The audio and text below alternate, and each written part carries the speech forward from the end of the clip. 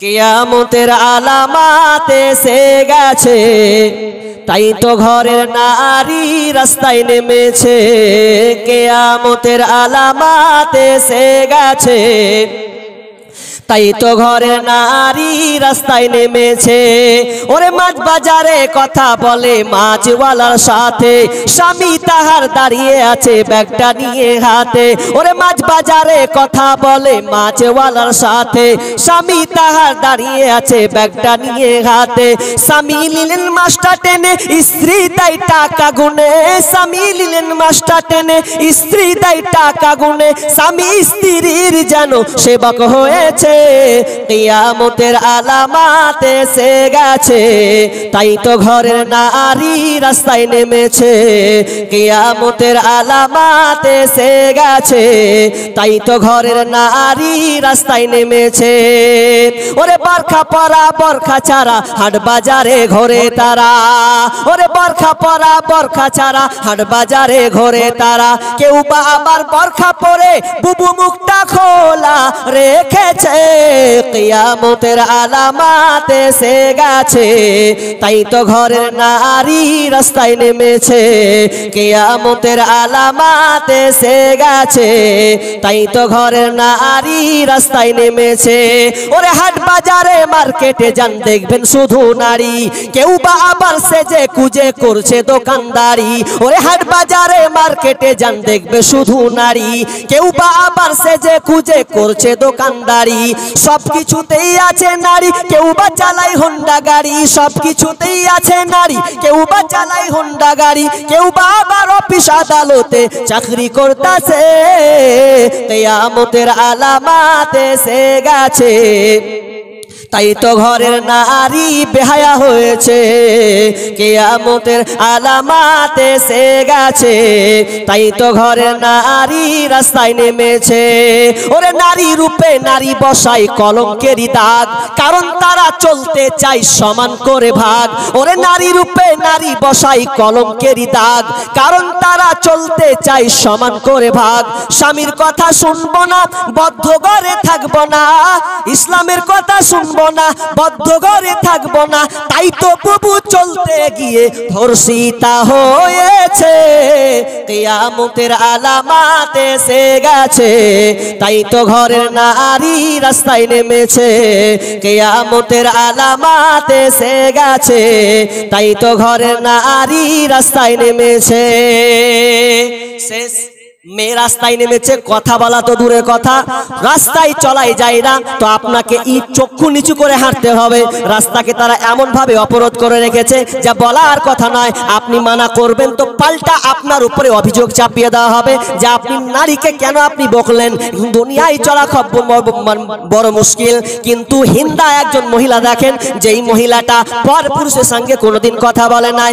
একদিনকার ঘটনা, আল্লাহর কি হুকুম দেখেন। হঠাৎ করে একদিন ওই মহিলা ঘরে আপনার কিনা কাজ করছে, আপনার কিনা সবকিছু সাফ করছে সুন্দর করে, ঘরটাকে সে ভাজাচ্ছে। এমন সময় বাড়িতে কিন্তু স্বামী নাই, চলে গেছেন বাইরে। আর বন্ধু স্বামী আপনার কিনা ওই হিন্দার স্বামীর সঙ্গে দেখা করবে। আর দেখা করার জন্য হঠাৎ করে ওই আল্লাহর কি হুকুম দেখেন, ওই লোকটা বাড়ির চৌকাটে এক পা দিয়েছে। তো টুকি মেরে এইভাবে দেখছে যে আমার বন্ধু আছে কিনা। তো বন্ধুর কোনো খোঁজ সে পেল না, বন্ধুকে পাচ্ছে না। তিনি দেখতে পেলেন যে হিন্দা তার নিজের কাজে সে আপনার যুক্ত আছে, নিজের কাজে সে ব্যস্ত আছে, যে ঘর সুন্দর করে সাফ করছে। তো ওই নিজে মনে করছে, বন্ধু মনে করলো জাগা কি আর বলতে যাব, যখন বন্ধু নাই তো আমি বাড়ি চলে যাই। তো দেখেন আল্লাহর কি হুকুম, যেমন বাড়ি থেকে বের হওয়া, বাড়ি থেকে বের হওয়া কি হঠাৎ করে বন্ধুর সঙ্গে দেখা হয়ে গেছে। আর যেমনই দেখা হয়ে যাওয়া, বন্ধু কিন্তু চলে গেছে। এবার ঘর ঢুকার পর এবার হিন্দাকে বলছে, হিন্দা কি খবর, কি ব্যাপার, কি যেন একটা দৃশ্য আজকে দেখতে পেলাম। কেন আমার বন্ধু তোমার ঘর থেকে বের হলো, ঢং ঢং করে চলে গেল, আর তুমি ভেতরে আছো, দুজন তোমরা আছো, আর তো কেউ নাই। এবার তো ভেজালে পড়ে গেল। এবার স্বামীকে বলছেন, স্ত্রী স্বামীকে বলছে, স্বামী আমার কি এমন একটা আমাকে ধারণা করছো, কি একটা কেমন ধারণা করছো, কেন তুমি ফালতু কথা বলছো। বলছে না, তোদের দুজনের মধ্যে গড়বড় আছে, নইলে তুই কেমন করে তোরা দুজনেই ঘরে থাকলি, আর তোরা দুজন থাকলি আর কিছু হবে না। এটা আমি মেনে নিতে পারবো না। এবার স্ত্রী স্বামীকে বলে, হিন্দা বলে, স্বামী আমার তুমি আমাকে ভুল বুঝিও না, তোমার বন্ধুকে আমি দেখি নাই, তোমার বন্ধু কখন এসেছে সেটাও আমি জানি না। বলছে খবরদার মিথ্যা কথা বলবি না, তোর কাছে আমি দেখলাম নিজের চোখে আর তুই বলছিস আমি দেখিনি। বলছে আমি আপনার কিনা লাত উজ্জার আপনার কসম খেয়ে বলছে আমি দেখি নাই, বিশ্বাস করো স্বামী আমার, আমি কিন্তু নোংরা মেয়ে নয়, আমি কিন্তু ওই রকম মেয়ে নয় যে আপনি আমাকে খারাপ ধারণা ভাবছেন, খারাপ কুকর্ম চলে গেছি বা দেখা হয়েছে এমনটা কিছু নয়, আমি চোখে পর্যন্ত দেখি নাই। স্বামী কিন্তু মেনে নিতে পারছে না, না তোর সঙ্গে খারাপ আচরণ হয়েছে এটা আমি কখনোই মেনে নিতে পারবো না। এবার বলছে আমি তোকে আর স্ত্রী মানলাম না, আর তোকে আমি ভাত খেতে দেবো না, তোর সংসারে আমার কোনো প্রয়োজন নাই, তোকে আমি তালাক দিতে বাধ্য হব। এবার তোলপাড় শুরু হয়ে গেছে, সমাজ লোক আসছে, বাপজি আপনার শ্বশুর সবাই এসে বুঝায়, বল কি হয়েছে বল। তো বলছে এই আপনার স্ত্রী আপনার বেটি এই খারাপ কাজ করেছে। সবাই বলছে দেখ ও তো মানছে আমি করি নাই, তুই বলছিস করেছে, এটা কি করে সম্ভব? বলছে না, ওই মেয়েটা বলছে যে আমি কোন পরপুরুষের সঙ্গে কথা বলে নাই, ও যে বন্ধু এসেছে এটা আমি জানি না। এবার ও জিদ ধরে নিয়েছে, না আমি ওকে কথা শুনবো না, ও মিথ্যা কথা বলছে, আমি ওর সংসার, আমি সংসারে ওকে নেব না, আমার ভাত ওকে দেব না। লোক আসছে কারো কথা মেনে নাই না, বলছে আমি ওকে তালাক দেবই, দুজন মিলে ছিল আমি ওকে মানবো না। তো বলছে দেখো স্বামী আমার তোমার পায়ে পড়ছি, আমি এই নোংরা কাজ করতে পারি না, এটা আমার দ্বারা সম্ভব নয়, আমাকে ভুল বুঝছো। তোকে ভুল বুঝি না, ঠিক কি দেখেছি, আমার নিজের চোখে দেখেছি। ফাঁকি দিবি? কি করে ফাঁকি দিবি তুই? কি আরো কথা লাই, শ্বশুরের কথা শুনে না, সর্দার মরল আপনার কিনা দাদা নানি এসে বুঝাই, মানে চাচা এসে বুঝাই, কারো কথা লিবে না, ও জিদ ধরে নিয়েছে ওর, আমি ওকে খেতে দেবো না ভাত, সোজাই কথা। তো একটা লোক পরামর্শ দিচ্ছে, এক কাজ করবে কি, একটা কাহিন আছে, চলে যাও ওই দূরে পারে, তো কাহিনের কাজ মানে কবিরাজ, সেই সময় কাহিন মানে কবিরাজ ঘুরাই, আর তোরা মুসরি করা। এবার চলে যাচ্ছে দেখাতে, তো দেখাতে গিয়ে তিনি কি করছে, যাও ওখানে বলে দিবে তোমার স্ত্রী দোষী না নির্দোষ, একদম হাত চালিয়ে বলে দিবে। তখন ওই লোকটা বলছে তাহলে এবার একটা কাজ হলো, জায়গা কি কথা শুনবো না, তো ওটাই চালিয়ে দেখবো আজকে। স্ত্রীকে হাত নিয়ে চলে গেল ওই জঙ্গল দিতে, পাহাড় পাড় এলাকা এলাকাতে একটা কাহিনের কাছে পৌঁছালো। কাহিনী বলছে কাহিন হাত চালাও তো, হাত চালাও, কার দোষ আছে? বলছে কি সমস্যা, বসো।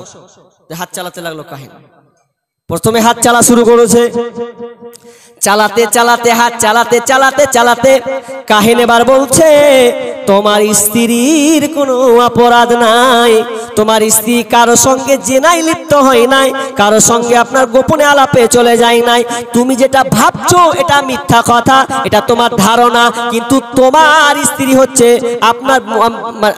তোমার স্ত্রী হচ্ছে নির্দোষ, এর কোনো অপরাধ নাই, এ কোনো গুনার কাজ করে না। কাহিন যদি এতটুকু বলে যদি হাতটা চালিয়ে লক করে থেকে যায় তো কোনো কথাই ছিল না, কিন্তু কাহিন তার লক করে থাকলো না, বাপ আরো বের লাগিয়ে দিলে, উল্টা করে দিলেও। যদি এখানে স্তব্ধ থেকে যেত তাহলে ঠিক ছিল, কিন্তু আর একবার হাত চালাতে শুরু করে দিলে, ওই মেয়েটা হিন্দা তোমার হাতটা এবার দি চালাবে। তো এবার স্বামী তো হি হি করে হাসছে, তাহলে বাড়িয়ে চলে যাবো, আমি এখন খুব ভুল ভাবলাম, কি যে ভুল ভাবলো ওকে, এতক্ষণ ধরে খুব জ্বালেন স্ত্রীকে আমি। তো বলছে না তাহলে বলে চলে যাবো। এবার কাহিন ওই আপনার হিন্দার ভাই আপনারা একটু আগে আসবেন, পিছনের লোক অনেক খাড়ি আছে, জায়গা বসার জায়গা পাচ্ছে না, তো মেহেরবানি করে একটু আগে আসেন, আল্লাহর রাস্তায় আসেন ভাই, আল্লাহর রাস্তায় আগে আসেন, ওই যে পেছনে আছে দেখেন, আসেন। মাশাআল্লাহ মাশাআল্লাহ, খুব ভালো লাগছে, আগে আসেন ভাই, ওই কষ্ট করে দাঁড়িয়ে আছে ওনারা, আগে আসেন ভাই, এ ভাই মিডিল তাড়াতাড়ি ভাই, তাড়াতাড়ি দেখেন সময় নাই, এবার আদায়ের ব্যাপার আছে, আর 15 মিনিট আছে ইনশাআল্লাহ আলোচনা করে দিই, আগে আসেন ভাই, আসেন। ও ভাই এদিকে ফাঁকা আছে, আরে ভাই এদিকে জায়গা আছে, এদিকে অত কষ্ট করিস না রে ভাই, বুকে লাগছে আমার তোর দেখে। কি বলছিলাম, যে এবার হাত চালিয়ে দিল, হাত চালিয়ে দেওয়ার পর এবার বলছে হিন্দা শুনে নাও, আমি তোমার হাতটাকে চালালাম, চালাতে গিয়ে আমি কি দেখতে পেলাম শুনে নাও। যখন আমি হাতটা চালাতে গেলাম তো আমি দেখতে পেলাম তোমার গর্ভে একটা সুসন্তান আসবে, যেই সন্তানটা রাজা বাদশা হবে, ওকে সারা পৃথিবীর মানুষ চিনবে, এমন একটা মহামূল্যবান লোক হবে যেই লোকটা তোমার পেট থেকে আসবে। যেমন এই কথা বলা এইবার হিন্দাত কোন কান ছিল তো ই হাসছে ফের ইও হাসছে দুজনেই। তখন এবার হিন্দার স্বামী এবার বলছে কি ব্যাপার চলো বাড়ি, বলছে তোমার চাক্কা শেষ, খুব পায় পড়লো আল্লাহ আর তোমার বাড়ি যাবো না। যে দেখো দেখো দেখো দেখো করিও না, করিও না আমার সোনা, ওরম করিও না, আমি তোমাকে আলেনু সে মানু সে মানে খ্রিস্টাপূর্ণ না। বলছে ও অত দরদি দেখাতে হবে না, খুব হয়েছে তো তুমি কেন যাবে না। এবার পেঁচটা উল্টা হয়ে গেল, এতক্ষণ বুঝালো যে ভাত খাবে কি খাবে না, সংসার নেবে কি নেবে না, তো এবার হিন্দা বলছে আমি তোমার ভাত খাবো না। এবার উল্টা হয়ে গেল, এতক্ষণ বললে যে না বল আমি তোর ভাত খাবো, আমি তো সংসার নেব না। এবার হিন্দা উল্টা বলছে স্বামী আমার আমি তোমার সংসার করব না, আমি তোমার ভাত খাবো না, তার মানে আমি সংসারে যাব না, আর স্ত্রী হিসাবে আমি থাকতে চাই না। এবার স্বামী ফেরু আপনার হাত জোর করে বলছে ওরে হিন্দা আর তুই আমার বদলা নেওয়ার চেষ্টা করিস না, যা হয়েছে বাদ দে বাদ দে, আর এগুলো করতে হবে না। জিতে বাড়িও ধরে নিয়েছে, মেয়ে ছেলে জিতকে খাকে থামাই, কে একে থামাবে। একজন দার্শনিক বলছে মেয়েরা প্রতিদিন 7,000 কথা বলে আর ছেলেরা 5,000 কথা বলে, ওই জন্য সাবধান, জীবনে মেয়েদের সঙ্গে তর্ক করবেন না, তা আপনার 12টা বাজিয়ে দেবে। দিন মানে 7,000 কথা বলে, আপনি 5,000, ফের আবার বাড়িতে থাকে, বাড়িতে থাকে না, বাড়িতে থাকে, আর আপনি বাইরেতে বন্ধুর সঙ্গে হ্যান তেনের সঙ্গে তো মানে গল্প করে শেষ করে দিলেন, আপনি 5,000 শেষ। এখন আপনি বাড়ি ঢুকবেন 0 পয়েন্টে, আর ও 7,000 কথা নিয়ে আছে, আপনাকে হুঙ্গার দিবে কি দিবে না, আপনাকে সাবধান। দার্শনিক বলছে ওই মেয়েটার কাছে 7,000 কথা আছে, তোমার কাছে 5,000 12,000 বাজারে তুমি খরচ করে দিয়েছো, সাবধান, মেয়েটার সঙ্গে সাবধানে কথা বলবে। একবার ইয়ার কি ঠাট্টাম করতে গিয়ে উল্টা পাল্টা কাজ করবে না, না তো তোমার সংসারেও 12টা বাজাবে বাজাবে। তো তেমনি হিন্দা বলছে আমি মানবো না, মেনে তোমাকে নেব না। তো বলছে কি বল, এই জন্য নেব না, আমাকে কাহিন বলেছে আমার পেটে নাকি সন্তান হবে, ওই সন্তানটা হবে বীর যোদ্ধা, একজন বাদশা হবে, আর ওই বাদশা যদি হয় আর আমি তোমাকে চিনি, তোমার ক্যাথায় আমি থেকেছি, তোমার বিছানায় থেকেছি, তোমার মতন কাপুরুষ স্বামীর দ্বারা কোনোদিন সন্তান হবে না, এটা কোনোদিন হতে পারে না। তো আল্লাহ দেখেন জিনিসটাকে উল্টে দিলেন, তো উল্টাতে উল্টাতে তালাক তো দিলেন। এরপরে বিশ্বনবীর চাচা আবু সুফিয়ানের সঙ্গে হিন্দার বিবাহ হয়ে গেল, বিবাহ হয়ে গেল, এরপর সম্পর্ক খালাস হয়ে গেল, তার মানে ওখানে তিনি ইসলাম গ্রহণ করলেন, মুসলিম হয়ে গেল, মুসলিম হয়ে গেলেন, দিন পেয়ে গেলেন। जिसको হেদায়েত মিলি उसको सब कुछ मिली। কিন্তু হেদায়েত আমরা আল্লাহকে চাইতে পারি না, দুনিয়ার সব কিছু চাইছি, কি চাইবো আল্লাহর কাছে। আর একটা কথা বলে আমি আমার মেন পয়েন্টে চলে যাব, আর একটা কথা বলে মেন পয়েন্টে চলে যাব, আমরা কি চাইবো আল্লাহর কাছে এখন পর্যন্ত বিবেচনা নেই। সংসারে পড়ে আছি, টাকার দরকার, বাড়ির দরকার, ছেলে মেয়ে কথা শুনে না, এ নিয়ে পড়ে আছেন। আপনার মূল জিনিসটা যে চাওয়ার, এটা আপনি চাচ্ছেন না, হেদায়েত চান।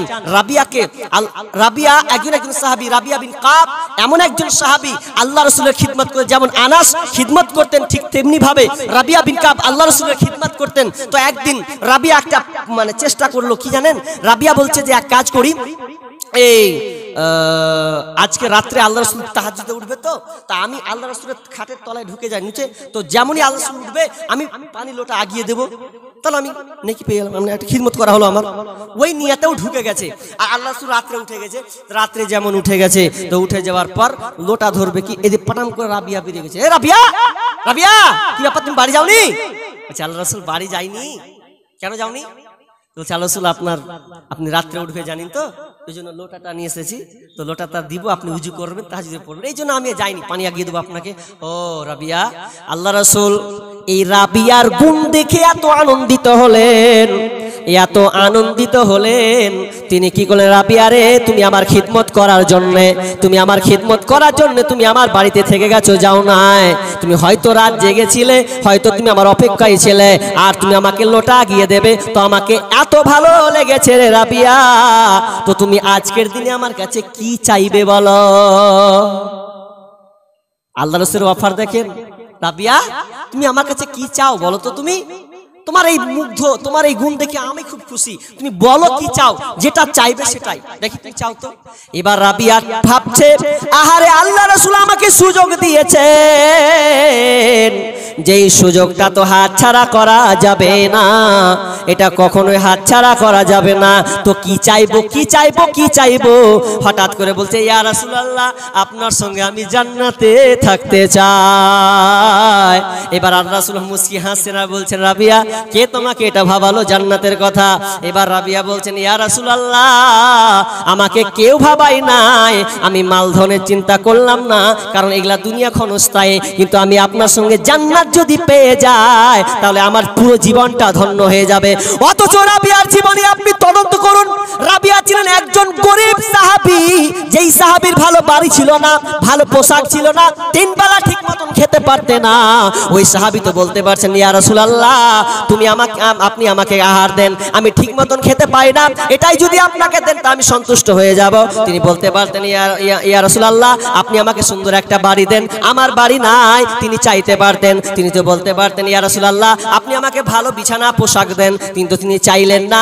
চাইলেন তো কি চাইলেন, এত অভাবী হওয়ার পরেও তিনি আল্লাহ রাসূল বলছেন, ইয়া রাসূলুল্লাহ, আমি আপনার সঙ্গে জান্নাতে থাকতে চাই।